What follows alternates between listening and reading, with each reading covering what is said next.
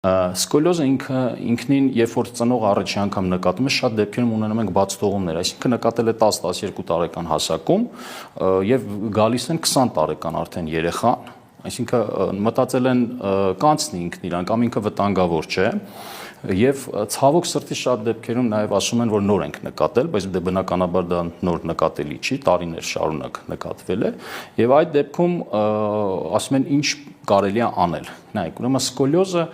ինչ որ արվի պետք է արվի մինչև 16 տարեկան հասակը հիմնականում աղջիկների մոտ, տղաների մոտ մինչև 21 տարեկան հասակը հնարավոր է։ Ինչու, որովհետև մինչ այդ ինքը ձևավորվում է։ Այսինքն եթե մենք ուզում ենք ունենալ սկոլիոզի բարելավում, այսինքն անկյան շեղված անկյունը, երբ որ ուզում ենք ասենց ասած դզել, հա, դա միջև 16 տարեկան հասակը։ Ինչու են նեյրոխիրուրգները, նեյրովիրաբույժները հիմնականում չեն վիրահատում միջև 16 տարեկանը, որովհետև օրգանիզմը հասունանում եւ աճում։